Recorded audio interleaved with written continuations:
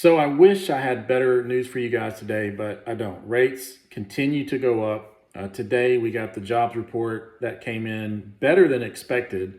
That's the headline number. Now, generally speaking, they make adjustments, they dig into the numbers, and they realize oftentimes the numbers aren't quite as good as the headline numbers, and the bond market, equity markets, they respond accordingly.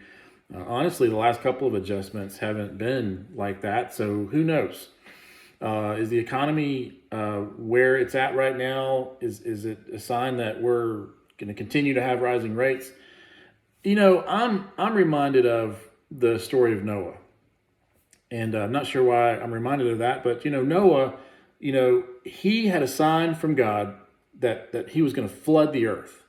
And it was in an era of time where it just hasn't been raining. I mean, people thought he was crazy. It just doesn't rain. I mean, you're talking about not just raining, but you're going to flood the earth.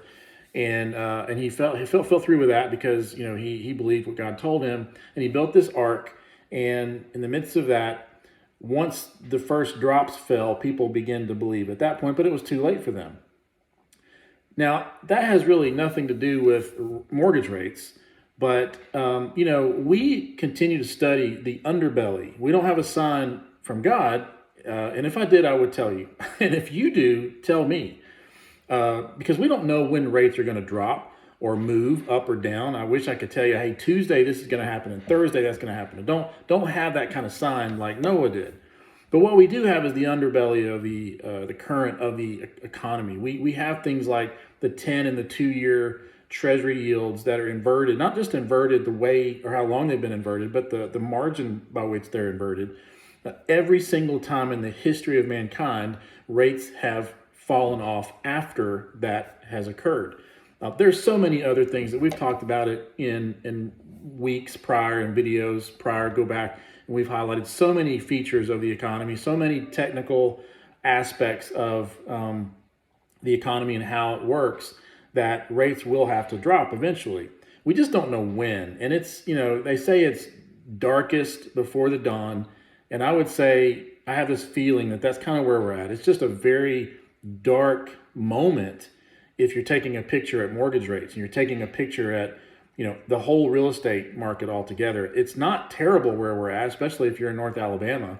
It's pretty stable, but rates aren't helping. And it's certainly an obstacle and a hurdle that we have to overcome. So going back to what I said last week, 2-for-1 buy downs, temporary rate buy downs, that is key right now.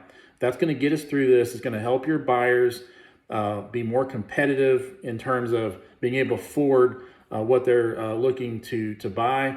And then of course, sellers, especially those that are listing houses, think of it. If you've got a house that's listed and it's just sitting on the market longer than you would like, instead of lowering the price of that, preserve the price of that home and consider offering temporary rate buy downs.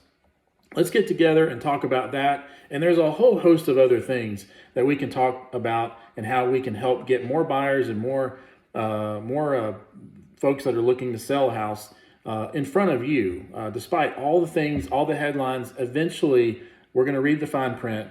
Eventually, the floods are going to come, only these floods are going to be in our favor, and rates will eventually get to a more stabilized way of predictability, and we'll be in a lot better situation. So can't tell you what day, but it's coming. Be patient out there. Let's get together. Let's grab coffee in the meantime and see how we can navigate these waters as we are heading into this weekend, next weekend, and the following. Y'all have a great one.